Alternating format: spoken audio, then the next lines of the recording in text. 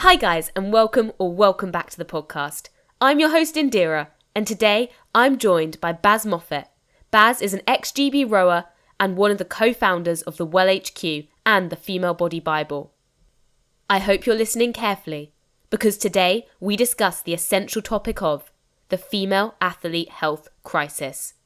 We cover some of the vital topics within this, including some I'm quite sure you won't have thought about or heard about yet. So, make sure you are listening carefully. But before we get into it, please be sure to give this a rating and review if you've been enjoying the show or it's helped you. Less than 1% of listeners are leaving ratings and reviews, and it really helps me to keep giving you the content you want to hear. Okay, thank you in advance, and to the episode. Hi, Baz, how are you? And welcome to the podcast. Thank you very much for having me. I am very well. Well, that's great to hear.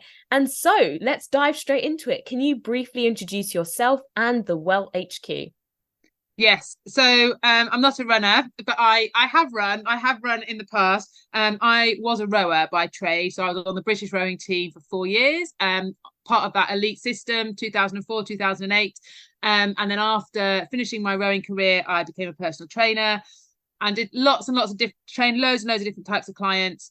Had a couple of children and got really, really obsessed and fascinated with pelvic health, which I know I'm going to force you to talk about on this podcast today. And when I started working in pelvic health, I got most of my clients were pre and postnatal. But then as I started to get established and more and more experienced, actually that age range really spread. So I went from pre and postnatal, menopause, perimenopausal, but then also I got this group, a really significant number of young women that have never had children and were physically amazing, either CrossFitters, runners, netball players, who were experiencing significant issues with their pelvic floor. And I kind of helped and supported them carry on doing their sport, but without the fear of leaking or the irresistible urges to empty their bowels or their bladders and all that kind of stuff. But we'll go into that in a second. And then I kind of did that and I loved it, but I just couldn't quite believe how little information women had about their bodies. And I was like, what I am teaching you feels very, very basic. It doesn't feel like I should have a degree, a master's, been on the British rowing team for 4 years. Like, I generally feel what I'm giving you is pretty basic level information. Surely there's a better way of getting this across. And that's what kind of really inspired me to start creating and developing a much bigger platform with my co-founders, Dr. Bella Smith and Dr. Emma Ross. And that's what launched The Well. And the purpose of The Well is to educate everybody working in sport about the female body, which everyone goes, yeah, that's a great idea. And it's quite amazing that we're nearly in 2024 now and no one's done it. But that's what we are attempting to do. Absolutely. Much needed work, and the work you've already done is absolutely incredible. So yeah, make sure you are following the Well HQ guys, you're checking out their content. And in terms of that, from the work you've done so far, what would you say, if you had to pick out one thing, has been your most significant finding in terms of, the work you've done through the Well? Gosh, that's a huge question, isn't it? I think that the significant finding is that women don't know about their bodies and coaches have no education. So you, as standard, so you can become a PE teacher, you can become a sports coach, you can become a personal trainer, and the sector, the system, the industry says, yeah, you're qualified, you can get insured, crack on and do your job, and nobody will have taught you anything to do with the female body. And that was never seen as a problem. But I don't know if you've noticed, I have absolutely noticed over the last few weeks, story after story after story coming out in the press of women broken by sport. And you're like, right, why? And lots of different sports, like not the classic stories. And you're like, so these women are being broken because how they have been trained, the messaging they have been given has not been fit, have not suited their female physiology or psychology. And that, I genuinely feel we are walking into a minefield right now as to how are we going to navigate this? Because you can see that the messaging is very quickly going to turn into sport is bad for women, because you've got all these stories, these athletes saying, I've been broken, I'm infertile, I've broken my ribs, I've got concussion, and I've got brain, I'm depressed, I'm anxious because of all the concussions that I've had. Like, you have, I'm doing irreparable damage to my body. Like, all of that messaging, and suddenly you'd be like, wow. And we need to be really careful how we're navigating this space, because actually, from our perspective, it's because all of these women have been trained like men, and the female elements of their physiology has not been taken into account. So for me, that's where I feel we're at right now with female health in sport.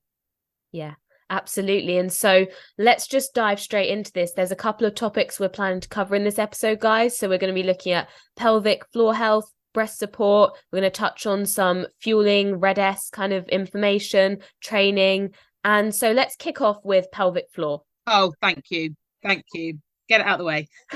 First of all, Baz, why should my listeners keep listening? They should. Honestly, pelvic health, it is a massive issue. So the official numbers are that 1 in 3 women will suffer with pelvic floor issues, which is basically leaking. But that is a massive underestimate. And when you take in impact, landing, jumping, twisting, turning, the numbers go through the roof. So the highest prevalence rates are in gymnasts and trampolinists. They will have 80 to 90% of gymnasts and trampolinists will be wetting themselves during training or competition, right? And so that is, you can see why, right? The impact that they are going through is huge. Now, if you talk about runners, it depends on, if they're sprinters, if they're cross-country runners, like all of that kind of stuff. I imagine, and it's hard to say because there's very little research done in this space, around 50%, let's say as a global figure, around 50% of people will have an issue. And some people will find that at different stages of their cycle, they may be more likely to leak. Some people might find in winter, we're going into the colder months now, they might have greater urges to empty their bladder when they're out running. Sometimes at certain times of your month, you might have an irresistible urge to do a bowel movement when you're out running, but at other weeks in the month, you might be totally fine. When you're running downhill, people might find that they're leaking, but uphill is fine. All of these things, I promise you that I'd be really interested to hear, like, from your listeners, if they are brave enough to talk to you, like, yeah, like I do leak and I do have problems with it, because it is an issue. And I genuinely feel it's the last taboo. There are lots of taboos. We haven't sorted everything out, but it is the last taboo in female health. And it's something that we're just very uncomfortable talking about because it's poo and wee and it's embarrassing. And, you said to me, many of your listeners are really high performing athletes and very serious about their sport. It's embarrassing to admit that actually, regardless of how quick and fast and committed you are to training, you can't do you're struggling with something that's seen as pretty basic. And so that's why I love to talk about it at any opportunity. Yeah, I mean, I love that phrase, the taboos of female topics. I mean, we've sort of busted Red-S periods out there a bit, but this is definitely that kind of underdog for sure. And so if you could maybe in less than a minute give us a rundown on what are the sort of signs and symptoms of issues with the pelvic floor, or how does this manifest? Yeah, so leaking is the obvious one. So essentially the pelvic floor is a muscle, and it's supposed to keep you dry. That's its job. So it's supposed to keep you dry when you want to be dry, and it's supposed to be able to relax and let go when you want to go to the toilet. And it's also helps with sexual pleasure as well. But if we focus on the first two, regardless of whatever you ask your body to do, it should be able to resist the pressure. So resist the impact from your legs and landing, jumping, and resist the pressure from above from laughing, coughing, and sneezing. So the more fit and active and the more active and exercise you do, the stronger your pelvic floor has to be. Now, in some athletes, the pelvic floor actually can get too tight and is unable to move and coordinate itself as you'd expect. And the other thing it's supposed to do is to be able to fully relax and let go, so that you can fully empty your bladder and your bowel when you go to the toilet. And in some cases, athletes can't, or women can't go. They'll go to the toilet, and then suddenly they need to go again, and they need to go again, and they need to go again. And it's because they're not able to relax and let go. So the symptoms are leaking when you want to, unable to fully relax and let go. Constipation is a huge issue, which many women suffer from, and any pain any dragging feelings in your vagina, any pain in your vagina, any bleeding when it shouldn't be bleeding, is stuff that we should be going to get medical help and support on. Okay. And what are some of the effects or impacts in leaving these situations untreated? Yeah, I mean, that's a really good question. And I think that the amount of headspace that this takes up in women. So if a woman is worried about leaking or worried about going for a run and really needing a wee, she will be toilet mapping. She will be like, her life will be mapped with like, where are the toilets? She will, often women self-manage, and they self-manage by wearing black, which is not too much of a problem. That's why black's the most popular color. They wear black. They might wear period pants or sanitary pads to kind of absorb any of the leaking. Again, not really a problem. It's not fixing, it's just, it's kind of helping them carry on doing their sport. But a more serious one is they stop drinking. So if you're going for a run club in the afternoon or the evening, you might stop drinking at lunchtime, which is a false economy. Like, it's not how our body works, but it kind of rationally makes sense that what goes in comes out, but actually that doesn't work. So those don't really fix the problem. And also the implications are that it stops your enjoyment of sport and it takes up so much headspace. So if you're going to an event, you know how much effort you've put into your training, how much effort you've put into your psychology and your nutrition. If all you can think about is, have I got access to the toilet? Have I gone to the toilet? Like, that, you're not in a great headspace. And so that's why actually knowing that you should be in control of your bladder and your bowels, it shouldn't be in control of you. And I think for many athletes, that's something they really struggle with. Yeah, absolutely. Full control of your body, guys. And toilet mapping is definitely not something you can rely on at a race, and definitely in running anyway. You know, those portaloos are unreliable at the best of times. And so if we look to, if someone has got a problem with the pelvic floor or they're struggling with it, what ways can people, one, take action to fix these problems? And also from a mitigatory point of view, what can people do to potentially prevent these issues occurring? Yeah. Okay, so all of you, so some of you will be doing your pelvic floor exercises whilst you're listening to me. So stop doing that, just because we can't hold on a pelvic floor for hours and hours. But every woman, like from, I don't really know how old you are, but let's say from your early 20s, every woman should be doing their pelvic floor exercises just because you've got a pelvic floor and you are sporty. And it's a really good way of you understanding that part of your body. And there's a really good app that's called Squeezy app. It's like £3. It's an NHS app, and it's 2.5 minutes every day. And you just kind of start it on your phone and you'll do 10 connections and then 10 quick contractions and you're done. So everyone should be doing that every day. And that's kind of like, you know, the prevention, not the cure. If you are experiencing issues, I would say do your Squeezy app twice a day, right? So do it not once a day. Once a day is if you've got no problems at all. Twice a day if you have got problems. If after 3 or 4 weeks, like, nothing is changing and you're still like, oh, I don't even know if I'm doing these exercises right, I don't notice any different, like, you need to go and book in with a women's health physiotherapist.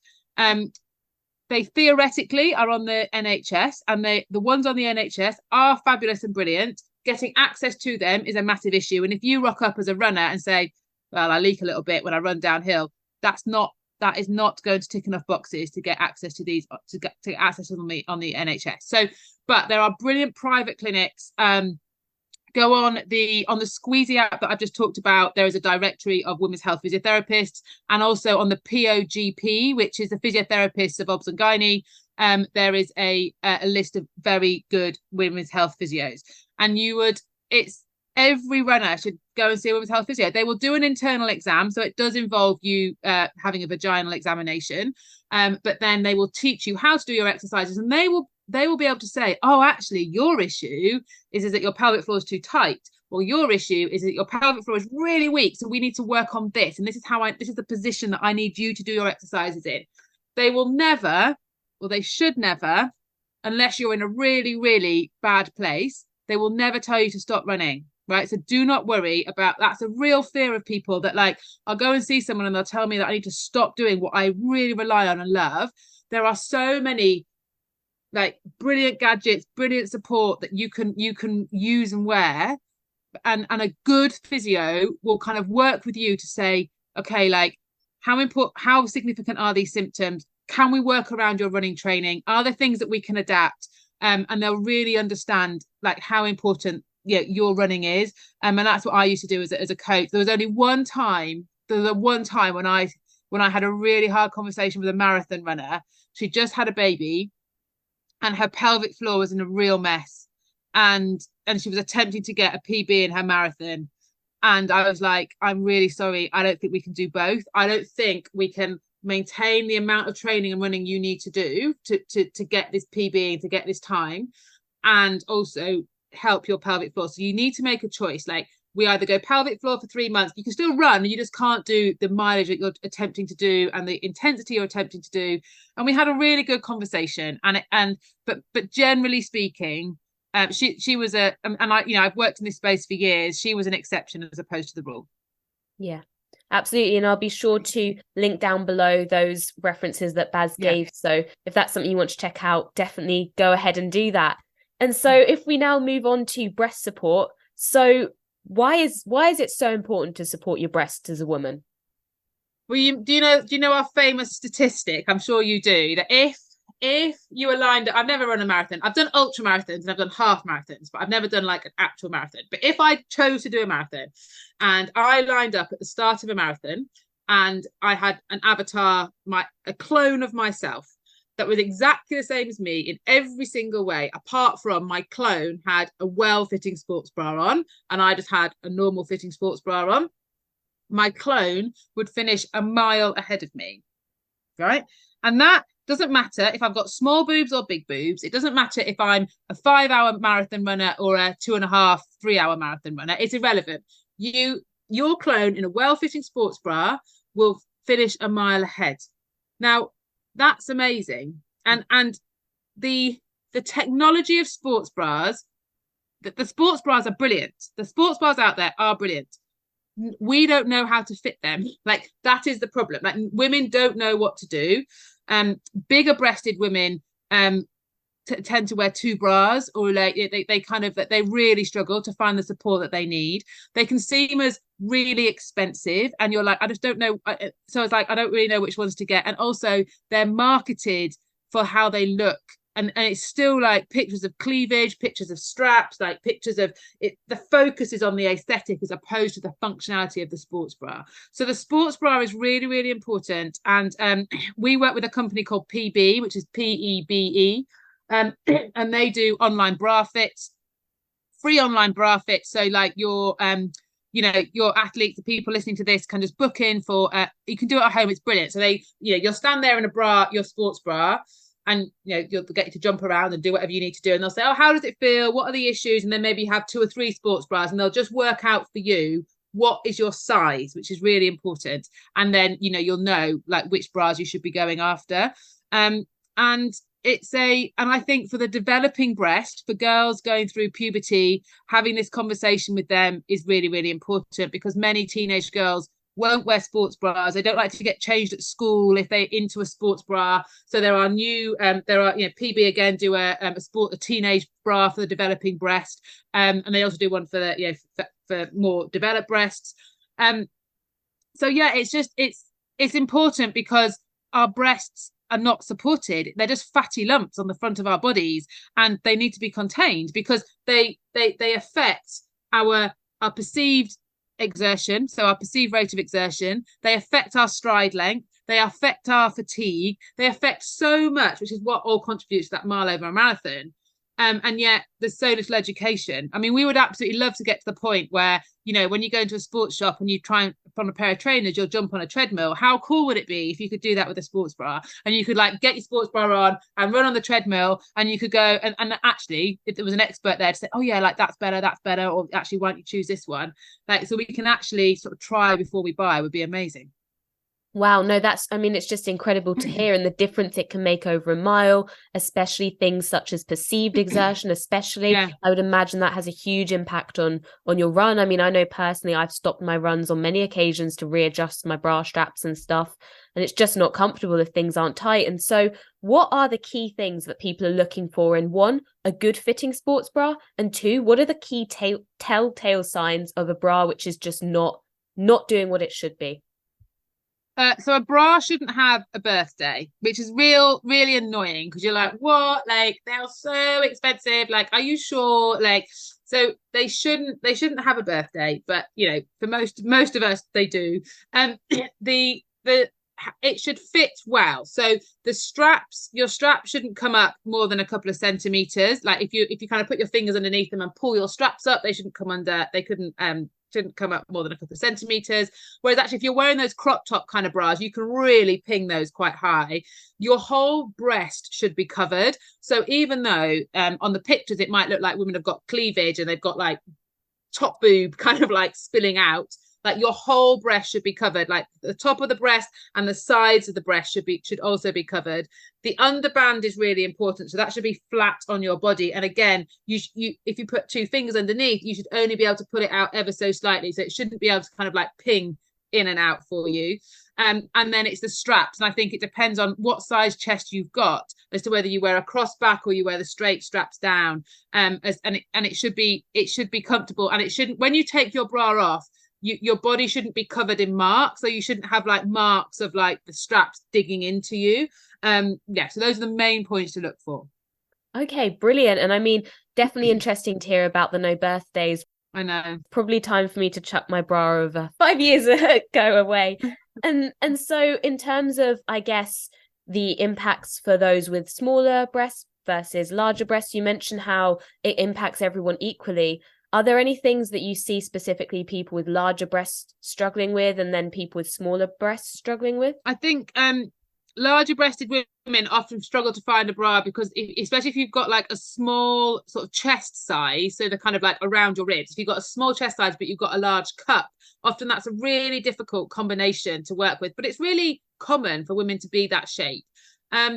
They will have more bounce, their breasts will move more. And so they're often in quite a lot of pain and discomfort. Now, I know that, and you kind of go, so they will all often self-select themselves out of sport because it's just too uncomfortable. It's not because they're physically not capable, but, the classic aesthetic of a runner is small and tiny and lean and small breasts.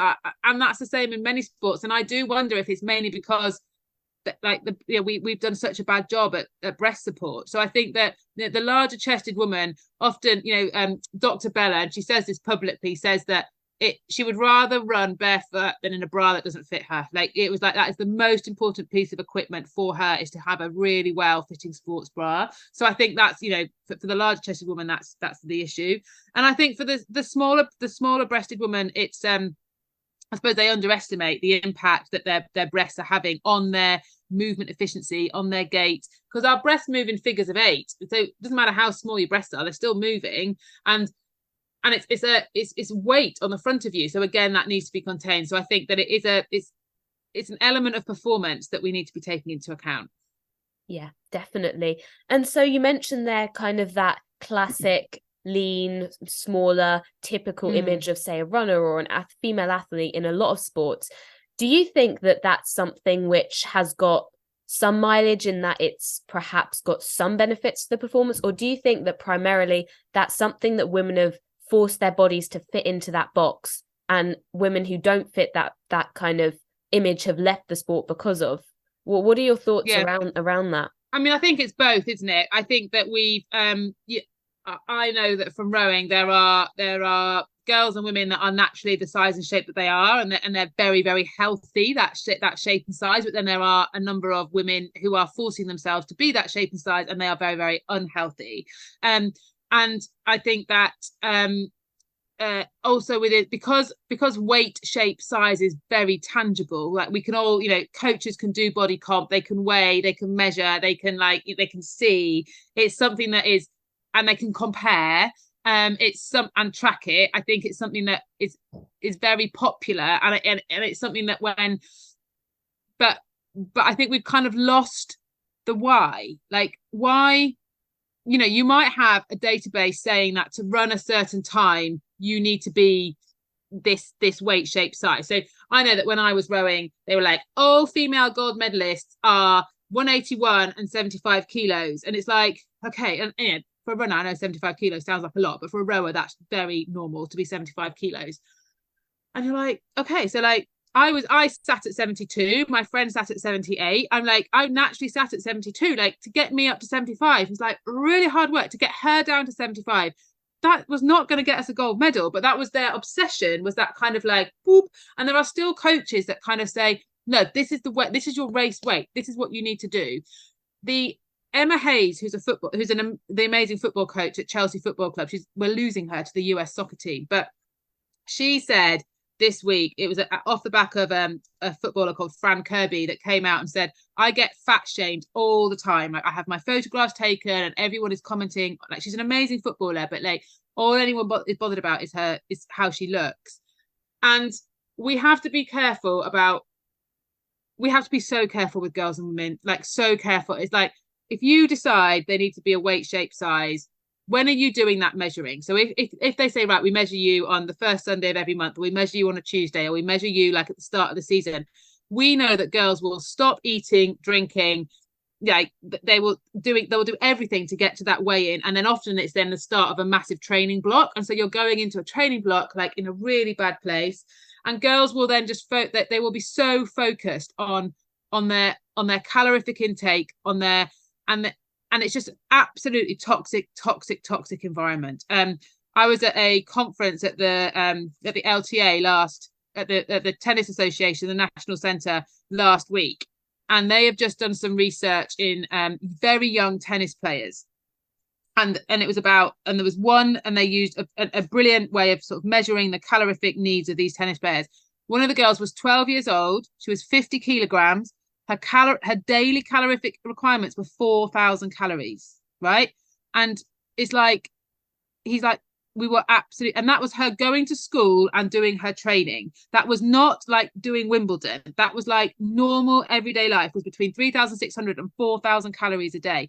And again, there was an article yesterday on the BBC about a rower called Hannah Scott, who's just been diagnosed with osteopenia because her rib broke in two during Henley this year, and she's been diagnosed with REDS. As a rower, I know, because I know people that train with her, she's now been told to eat 10 bananas a day, and when she goes home after training, she has to have 5 crumpets. It's like, that's insane amounts of carbohydrate, and she's like, I am going to get fat. There's no way I am comfortable eating that amount of carbs. Like, the doctor's like, you have to trust us, this is going to be fine, this is your energy requirements, like you. And she's like, I can't believe I've not put on any weight, I've not put on any fat, and I feel amazing. Like, I've been starving my body for years and years. Now obviously that's in the elite system where they've got huge amounts of support, and they can measure, and they can have really responsible conversations. But I think as a society, I would love to not weigh athletes, not body comp athletes, not measure them, because I just don't think it matters. I just don't think it matters. And I think we all believe it does, but I think the consequences of doing it outweigh negatively the potential gains. Yeah, no, very well said. And it's so true. I mean, in every situation, for every outcome, there's a huge range and variation in the variables which contribute to that. And I think to some extent within the sporting world, it's common to focus on, say, weight or body image. That can become a real focus point. But it's like, okay, maybe it's one factor to some extent or has some influence, but there could be 100 others. So why aren't we focusing on the other 99 just as much? And it's the lighter is faster, right? But it's faster for a moment, it's faster for a season, it's faster for a race, and we have to stop destroying women in sport. We have to, and we have to take as serious the conversation that's happening in concussion in football and rugby right now, where actually it is no longer the player's choice to be removed from the field of play. So if you went on to ask a player after they've been knocked out, like, oh, I've only got 10 minutes left, like, how are you? He's like, oh yeah, no, I'll be all right, I'm fine. The doctor takes them off. It doesn't matter what that athlete says, they're off the pitch, and then they are given a really clear return to play guidance, because we know the consequences that concussion has on brain health. Like, we have to be as serious as the consequences of REDS, of losing your menstrual cycle for life. Like, we just do, because it's like, because who cares? Like, genuinely, and I know this is like a really, but you can't, that how fast you run something like that cannot outweigh like your life. And I think it's there are too many women right now who are having osteoporosis, osteopenia in their 40s and 50s because they didn't start their period, or they had anovulatory periods, or they lost their period for years and years, and you can't get that back. And that's what we are so far away from having that messaging, because you'll rock up at races and a tiny little girl will win, or a tiny little woman will win. You'll be like, well, if I lost a little bit of weight, like I reckon I'd be faster next time. And I think it's going to take a long time to change the culture. Yeah, no, 100%. I think it's so important as well how you do acknowledge that, yes, lighter can mean faster, but it is so temporary. And so many athletes, we care so much for our bodies in terms of making healthy lifestyle choices. But doing this it's the same as, sniffing a few lines of Ket every night, I suppose. You wouldn't do that because you know what it will do to your body. So why is this any different? Yeah. And you look at Eilish McColgan, who I really like, and I think she's really inspirational in this space. And yes, you look at her, and if you didn't know her story, you'd be like, oh my goodness, she has problems, but she doesn't. And she has her menstrual cycle, and she celebrates her menstrual cycle. And it's that, how amazing would it be that, like, because we know the menstrual cycle is a vital sign of health. So if your menstrual cycle rocks up, you are doing a brilliant job. Like, it means that you are in energy balance, you're training enough, you're eating enough, like you're recovering enough, like it's just a sign that you're doing a great job. And how amazing would it be if we start celebrating, like you celebrate it yourself, but also like within your world, which sounds like a weird thing, but I was working with some swimmers. I said, like, why don't you just like all wear a red swimming costume when you're on your period, and then when you have it, like you go, yay, like amazing, we're doing a great job. And it was a bit of a weird thing to do, but it's like, how cool would it be if we were like, oh, like we're doing really well, like we are strong, resilient women, and our bodies are not shutting down. And that might be way off, but we do need to celebrate like the signs that our bodies are giving us that we're doing a great job. Yeah, definitely. I mean, it is a celebration. The fundamental purpose of a woman is to give birth to children for the survival of humanity. And so that period is a sign, yes, you've got the energy, you survived, you ate all the berries, you're able to do what you need to do. And also so interesting, the point with Eilish McColgan. And I think it is so important to acknowledge some people can look like the stereotype and be healthy. Yeah. Also, someone who looks like something which is completely not the stereotype, they might also be performing exactly the same, and that is healthy to them. And I think as more people have confidence in fueling themselves properly, and we start seeing a greater variety of body shapes, it will fuel further confidence in people being like, yes, it's fine, we can see now that everyone can perform well. And so I think something else to just kind of pick up on briefly that you said a little while ago was with the row and the 10 bananas and the 50,000 crumpets or whatever, is the idea that she was eating so much more, but not gaining the weight that she expected. But if you think about that in almost reverse, the amount more that she was eating, you would have thought that not eating that, knowing that she required it, would have meant she was consistently losing loads and loads and loads of weight, but yet she wasn't. So that phenomenon, she wasn't. I think it's something that a lot of people might be afraid to try eating more. But, what's your response to that? Well, I mean, I think that, that example you give is because her body had stopped working, hadn't it? It stopped menstruating. It would have stopped doing the things that it could get away with not doing, which is why their calorific intake would have the reduced calorific intake wasn't leading to like loads of weight loss. And she does, I don't know, and I'm just guessing that she'll have still been eating lots because she's a rower, but she just wasn't eating enough. So she was doing enough to do her training, but it meant that she'd have been exhausted, she'd have been tired, like her hair, her skin and her hair and her bones are being depleted, like her hormones weren't working as they should. So all of that takes energy. So the body would have stopped doing all of that because we don't need to reproduce, which is why that's the first thing that goes, which is why that's the vital sign. That's why the menstrual cycle is the vital sign, because it shows that everything's going really well. Yeah, absolutely. And I just wanted to say that, like, I used to be a high jumper. So before I started rowing, I was a track and field athlete, or a field athlete. And I was that classic, I was reasonable. I wasn't outstanding. I was reasonable as a teenager, kind of did, English schools and all that kind of stuff. And then never got international vest, but kind of was, did all right, was really committed, went to university. And that classic moving away from home, moving into a new system, being around people who seemed to be much better than me and training much harder than me. And I was like, oh, like this is how you do it now. So that's what I started doing. My performance started deteriorating. So I started doing more. I started doing more training, harder, eating less. My period stopped. My period stopped for 2 or 3 years. My coach was obsessed with me being 9.5 stone. I'm 6 foot. Okay. So he was like every week, are you 9.5 stone? Are you 9.5 stone? I'm like, no, I'm not. But that seemed to be all that mattered. And so that was, and then I went into rowing. So like, I am actually, my physique is as a rower. My physique is not as a high jumper. I was good enough as a high jumper, but I was never going to make it to the top level because actually I'm too big a build. And I just wanted to pick up on the Eilish McColgan thing. Like for me to look like Eilish McColgan, I would have to starve myself. Like there's no way I could ever look like that. That is not my body type. I'm a rowing body type. I'm a strong, powerful woman.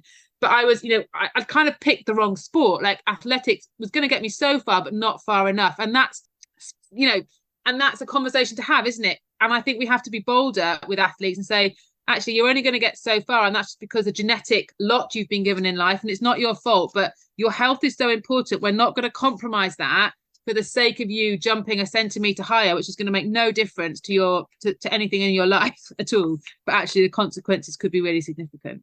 Yeah, absolutely. It is. It's not all sunshine and rainbows, and these things are truthful, but health ultimately is the most important thing. How is your body ultimately different to, you don't go in and go, oh no, my VO2 max isn't big enough. I mean, you can't change it. It's set. Yeah. That's just how life works. And there's always many other amazing opportunities out there. And sometimes, you don't know what's there until you have to go find it. And I think, you mentioned bones and hormones, nice rhyme there. And I can say, I know I get a lot of data from this podcast. Everybody loves Red S and menstrual cycles. If you're listening to this, know that this is what everybody wants to hear about too. So this is something that people want to hear more about. I think a lot of people are in the stage where they know what it is, they know what the signs are. What are some of the most successful ways you've seen of people moving out of having Red S or taking action to avoid getting Red S? Yeah, I mean, I'm not an expert in reds, but from what I've seen and from the people that I've talked to, like it's not easy, and it takes, if I think about myself, like when I was back in that place, my whole identity was being an athlete. That's what I did on a Tuesday and Thursday night and a Saturday morning and like Monday night circuits. Like if I don't do this, like what else am I supposed to be doing with my life? For someone to say, okay, we need to stop training. Like you need to, I know that, people that work with Renee McGregor and the likes of that, she takes them out for 3 months. Like one of the ways of doing it is like, right, we need to stop exercising. We need to eat. We need to change your relationship with food. And that is psychologically huge and significant. So this is not an easy gig. And so I think that if you are in a red situation, like you absolutely need to get like professional help and support to kind of help you navigate that space. In terms of preventing it, I think you have to be really self-aware. And I don't think athletes are really self-aware. Like I know that like having been a high-performing athlete and now not being a high-performing athlete in any sense of the word, like my self-awareness now and is so different. So when you're an athlete, whether I was track and field or rowing, like you tell your body what to do all of the time. Like, so you are saying, so it's saying you're tired, you wake up and train. You're saying you're in pain, you push through. It's for me, when I was rowing, it was telling me I'm not hungry, I had to eat. Like it's you're not self-aware. Yes, I was self-aware of injury. I was very good at that, of like picking up on the niggles and I go straight to the physio or the massage therapist or whatever. I was all right at that. But in terms of my health, I had to shut it down because I'm like, I literally have to control this. So for you to be aware of like reds creeping up, like that is a tall ask. We have never really, we've never really integrated health in sport. It's a huge challenge. But I think it's for me, like, so I know now, I know having a healthy relationship with my body, with food, and with exercise is like a non-negotiable for me right now. But I'm 45, I've got 2 children, I've been an international athlete. I'm not trying to prove anything to anybody anymore. Like, I'm kind of done. Like, I've got everything that I wanted to do, and I'm like, but having that healthy relationship, and if I sense I'm at no risk of rest, but if I ever sense that, it's your mindset, isn't it, around eating? Like, how do you look at dinner? How do you look at breakfast? It's like, I know what I want. I know what I'm going to have for lunch. I'm like, I really want that. That's what I want. I'm not denying myself that food. And if I ever kind of sense those creeping thoughts coming in, that for me would be a red flag. And I would attempt to kind of like check myself. That is a really, really big ask. A really big ask of athletes and people that are committed to their sport, because they're really bad at it. Really, really bad at it. And so I think it's just having that, really giving yourself permission to have self-awareness and act on it, which is not easy. Yeah, definitely. It's such a false kind of economy almost. As an athlete, you feel very healthy, very in control, very on it. But actually, is it healthy? I mean, it's not normal to train that much. You don't see any animals in the wild randomly pushing themselves to their limits. It's definitely not normal. And I think an interesting thing to some extent is calories, counting calories, being aware of how much energy you're putting in your body. There's a lot of stuff around, no, don't look at the macros, don't look at the calories. But my personal opinion is that it can be useful to have an idea of what you're eating. I'm not saying weigh anything, but if you're consuming a lot of fuel and huge amounts in running or any sort of performance sport, you kind of need to know, okay, right, I've just taken out 1,000 calories. Where the hell do I find 1,000 to put in? Yeah. And I think you're right. And it's there's a difference between information that you're going in and you can cope with, and then becoming totally obsessed and trying to control it, isn't it? And I think you're absolutely right. Like, and it's we can track everything now, can't we? Like, with so many devices to track everything. It's not necessarily a good thing, but it's that it's how do you manage that information, whether it's your sleep quality and quantity, whether it's your rest, recovery, heart rate, like how do you not get fixated on that and keep abreast of the bigger issue. And I think that you need to be able to talk to people and help and have people within your. I hate it when they say talk to people in your team, because really nobody has a team unless you're kind of like on the team. Like, it's that kind of like, but really get trusted. What you need, wise, sensible people like around you that are like. I know that when I left sport, I had to do a lot of work to kind of like readjust to kind of like normal life. When I finished rowing, I had to do it was hard. It was hard moving away from a system and an identity. But I kind of surrounded myself with they were all women, but wise women that I was like, I didn't want to be like them, but they were probably 20 years older than me. And they had a job, they had a family. They weren't like ridiculously successful. They were just a wise pair of hands. And I thought, and we all need that. We need that wisdom that can just see the bigger picture and start, as opposed to kind of getting really stuck in that minutiae. Oh yeah, definitely 100%. And I can relate to what you're saying. I was at university training as a runner athlete, took a year out, did placement, didn't compete at all, just trained on my own, doing my own thing, kind of finding my own enjoyment with sport. And to be honest, I haven't even brought in a membership for my university athletics, and I'm not going to, because to be quite honest, I think it takes away from the fun. I'm much happier on my own, just doing sport and hanging out with friends for social reasons, where I do social activities. I don't need running to be a social thing anymore. It's just something to break up the day and something I enjoy doing. And it is such a shift in mindset.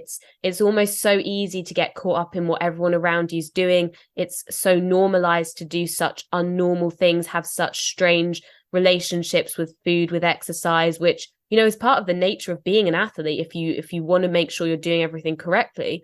But it's just not normal, and it is a difficult thing to move on from.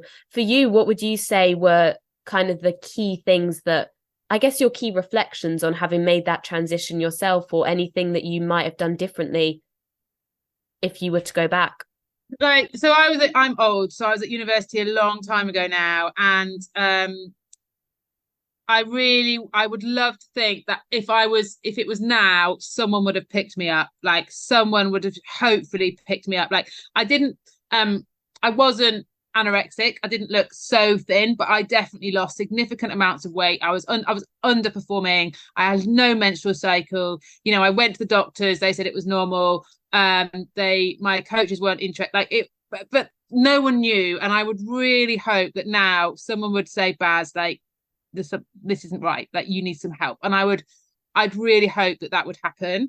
In terms of what I would do personally, yeah, I don't know, like how good could I, there's still that, like, you know, it's the same what I've just quoted from that rower that was like, she was really worried about putting on weight. I'm like, how good could I have been if I'd have got the health bit right? Like, would I have actually jumped lower, or would I have jumped higher? I don't know. I don't know how good I could have been.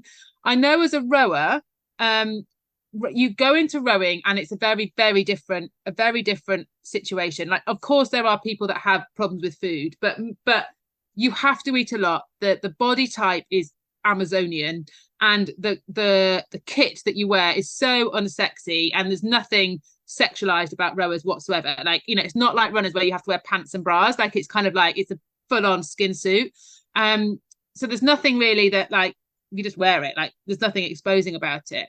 And for me, it was a very, very healthy environment for eating. Like, it was a very healthy environment. And I was just like, actually, if I want to get on the British team, I have to sort myself out. Like, I have to do it. So I did. And but on reflection, I think that bigger piece would be, I really hope someone would have picked me up. Like, because I think that I don't think I was strong enough to do it myself. Yeah. Absolutely. And that leads me to something which I think is the next area of action, and it's having the conversation. So the other day, I remember I was in the showers and I saw someone who looked, quite frankly, skeletal. And I thought to myself, you know, you have the thoughts. It's like, well, you know, maybe there's a reason. Maybe I shouldn't. I thought, you know what? I'm going to go over, because if there's a reason, there's a reason. And if there's not, maybe I'm helping someone. So I went over and I had this chat with this random stranger. I was like, you know, I said it. Were you naked at the time, or had you put your clothes? We had swim costumes on. Okay, so you know, a bit of coverage. And I had this chat, and you know, she didn't say loads. She seemed okay with it, and I walked away, and I was like, hope that was the right thing. But you know what? At least maybe I've helped someone. And a few weeks later, she found me. She sought me out. She came over. She's like, oh, hi. I just wanted to say thank you so much. I'm eating 4,000 calories a day. I want to be strong. I want to be healthy. I feel so good. And it's like, okay, that was the right thing, but I think there needs to be more knowledge, more guidance around how do you have that conversation in a sensitive and effective way. Yeah, it's hard. Yeah. It's really hard. So I'm doing a session at a university on Monday evening with a bunch of athletes, and I've got the questions have come through. And one of the questions is, I know my friend's lost her period. Like, what do I do? And it's that, you know, they might be all right, but it's the concern that you have for your friend. And I think that it's things, we have to normalize conversations around any aspect of female health, and so that when and not just address it when it's an emergency situation. Like, now that's not going to help people that are in emergency situations, but generally speaking, you should be having beginning of season talks, you know, within the season talks, like you know, boxes in your changing rooms with like people to ask questions and you get expertise on, to kind of just say, we're just going to talk about this all the time. Like, all the time we're going to talk about this, and we're going to talk about stories that we've seen on the BBC. We're going to talk about podcasts that we've heard, like challenges that we're seeing, like, and what does that mean for us? So we're just normalizing the conversation. So I think it's just good to create a really good base. But then when you've got a specific issue, you feel really strongly, like, I just think brilliant. Like, I've had, you know, situations in my life, and if a friend has come up to me and was like, Baz, I'm a bit worried about you, like, and if they've misread it, you just go, no, like, honestly, I'm totally fine. Or if they're like, you're not offended, I'm not offended, I'm like, no, honestly, whatever issue they think I've got, I'm like, I'm either, no, honestly, you've read it wrong, this is actually what's happening. But if they're right, you're like, yeah, you're right, like, I'm really, it's shit. And that's all you need. But you probably, the problem I talk about, I you know, athletes being in that downward spiral, it's really easy to go and to ask for help and get everything sorted and be all bubbly and nice when you're in a positive space. As soon as you go into a downward spiral, either with your anxiety or stress or mental health or like physical health, PBs, time, when you're in that downward spiral, like the barriers go up, the shutters come down, you're like I'm not talking, and you give off that vibe of like, don't come near me. To have a friend or someone to come to be confident enough to come and help is really hard, but that's what you need. When you're in a downward spiral, you need someone to come into your space and offer help. Yeah, definitely. Absolutely. And if someone takes offense, you've hit a straw of some sort. So something is going on. Yeah. Okay. And so I guess we've come to the end of our time now. So thank you so much for coming on, Baz. Thank you for sharing your expertise, your thoughts, so much knowledge, so much value for our listeners. And for anyone who wants to go further, reach out to the Well HQ, engage with some of the amazing resources and discussions you're having, where can they head to?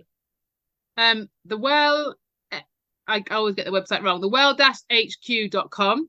And we've also written a book, which I think all your athletes will find really, really interesting. It's a Sunday Times bestseller, published in 5 languages now, which is quite exciting. And it's called The Female Body Bible, and it covers a lot of the stuff and more stuff that I've covered today in a very, very practical way. So that would be a really good place for you to go to get more information. Awesome. And I'll be linking those down in the description below. So be sure to check that out. Thank you very much, Baz. Brilliant. Thank you ever so much for having me. Thanks.